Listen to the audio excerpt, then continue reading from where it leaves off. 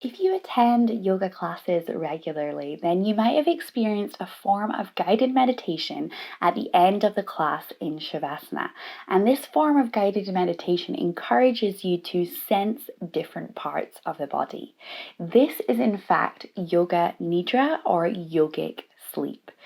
So, Yoga Nidra is a form of guided meditation that guides you into the healing state between wakefulness and sleep. It is extremely passive and effortless.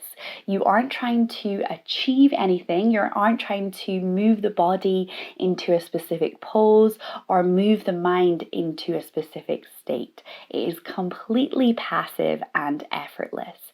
You practice this form of guided meditation lying down, and you can even practice from the comfort of your sofa or from the comfort of your bed. And each time you practice Yoga Nidra, it will be a completely different experience, all depending on how the teacher guides you into the practice, so the cues that your teacher uses, but also the length of the practice. So a Yoga Nidra practice can be as little as 5 minutes and up to a full hour.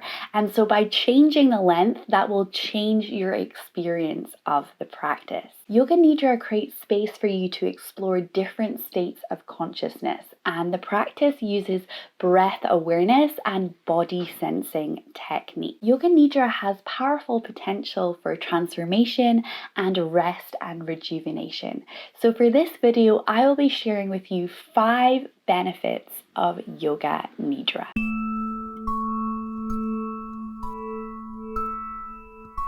So the first benefit is that Yoga Nidra is accessible. It requires no specialist equipment and takes minimal effort. So you can practice from a lying down position, perhaps on the ground on a yoga mat. You can even practice from the comfort of your bed or from the comfort of a sofa. And you simply allow the practice to happen to you. It's all about receiving the practice. And you can practice in a live class setting in person. You can use an audio recording. There's lots of free audio recordings online. And you can even guide yourself into the practice.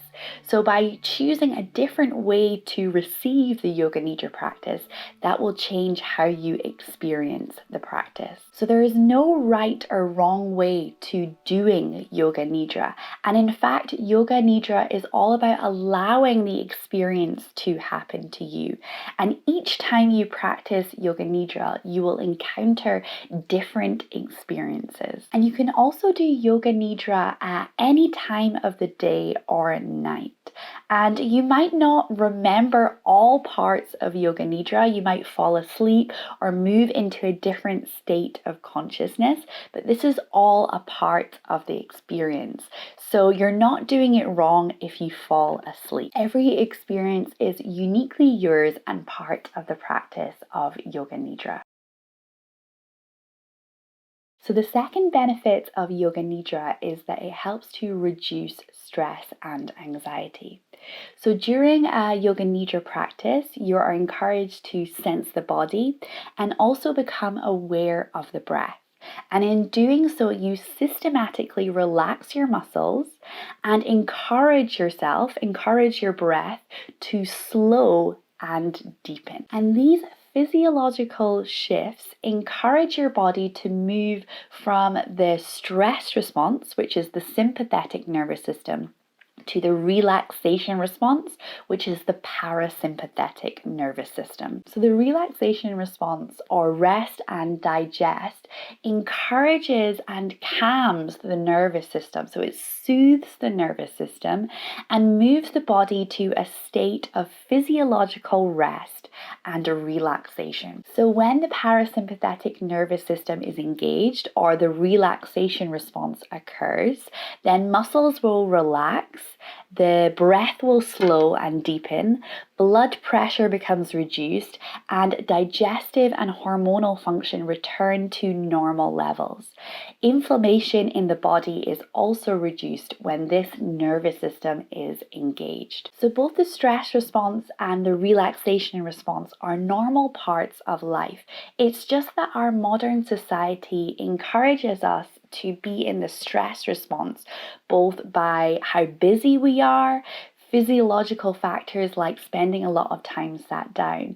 So Yoga Nidra offers you a space to soothe your nervous system, to calm and relax the body, and help to reduce physiological stress and create space for stillness and rest so that you can mentally deal with stress more effectively. So the third benefit of Yoga Nidra is that it can improve sleep and improve your energy levels. So Yoga Nidra is so much more than simply a power nap. The practice of Yoga Nidra invites you to explore different states of consciousness. So throughout the practice of Yoga Nidra, the brain will function with different brain waves associated with different states of consciousness. So there's awake, between waking and sleeping, dream sleep, and also deep sleep. So these shifts of consciousness, as well as the relaxation response, which I discussed in the previous benefit, will give you space for profound rest and rejuvenation for both the body and the mind. So a typical 12 to 18 minute Yoga Nidra practice can increase creativity, problem solving and energy, reduce sleepiness and heighten alertness. It can elevate mood, enhance concentration and motor performance. An 18-minute to 35-minute Yoga Nidra practice can initiate tissue repair, enhance memory, decrease cortisol, which is the stress hormone, so it decreases cortisol production, enhance weight loss, release healing hormones, and boost the immune system. So with prolonged daily practice of Yoga Nidra, you can reduce your need for nighttime sleep from perhaps 1 to 4 hours of sleep. So Yoga Nidra can help you to improve the quality of your sleep. It can help you to fall asleep easier, and it can help to reduce sleep debt if you're catching up on a night of sleeplessness. So the fourth benefit of Yoga Nidra is that research indicates that Yoga Nidra can be beneficial for PTSD, trauma, chronic pain, PMS symptoms, and addiction. So the iRest website is a great resource. I'll share the website on the screen right now, and also I'll share a link in the video description as well. So this is a great resource for showing all the different research that has gone into seeing whether Yoga Nidra can be beneficial for these things. So for PTSD, trauma, chronic pain, addiction, and PMS symptoms. So I recommend checking that out and just have a little bit of a search on Google for research papers, and you'll see that there's abundance of research and that research is growing. So as always, I recommend speaking to a doctor if you're dealing with any of these conditions and you would like to start a physical yoga practice or a Yoga Nidra practice. And also, if you're dealing with things like PTSD and trauma, it's always good to work one-on-one with a yoga teacher, either online, so you can go via Zoom, or in person. The teacher will be able to give you more guided support throughout this practice. So there's lots of research out there. I recommend taking a look, and the benefits are really powerful for trauma, PTSD, chronic pain, PMS symptoms, and addiction.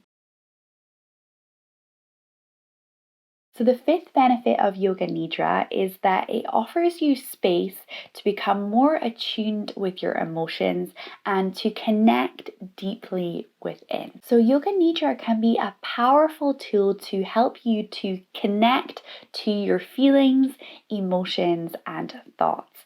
And it allows you space, it creates space and a safe haven for you to connect inwards. So in the same way that seated meditation helps you to become more mindful and become more present in the moment, Yoga Nidra offers you space to become more attuned and less reactive to your feelings, your emotions, and your thoughts. So Yoga Nidra doesn't label your emotions, your feelings, or thoughts as inherently good or bad.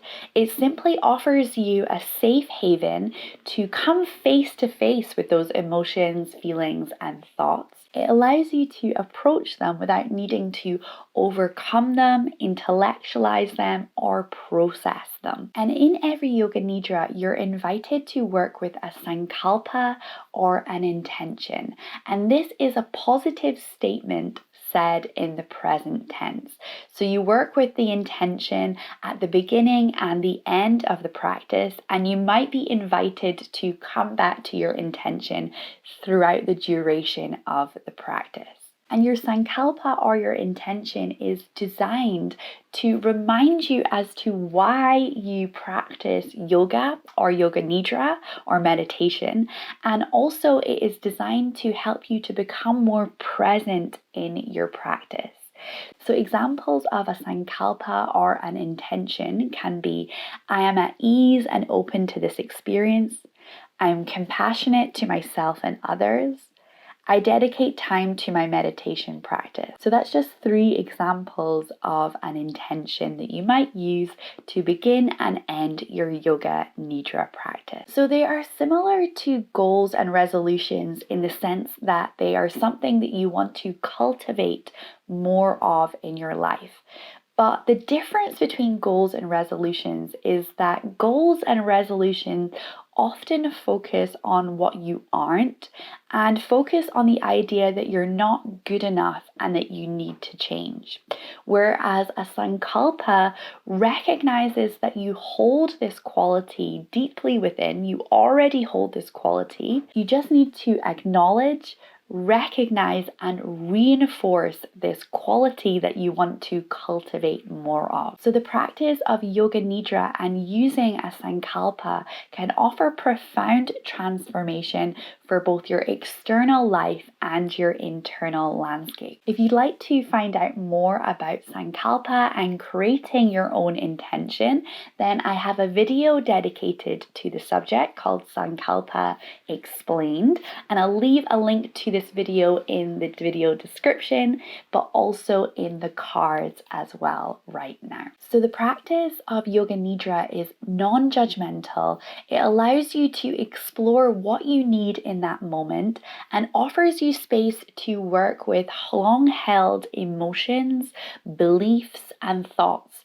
And perhaps it will help you to recognize the true nature of your being. So to summarize those 5 benefits of Yoga Nidra is extremely accessible. It requires no specialist equipment and it takes minimal effort.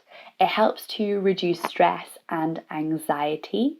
It helps to improve your sleep and your energy levels. Research indicates that it can help with PTSD, trauma, addiction, chronic pain, and PMS symptoms.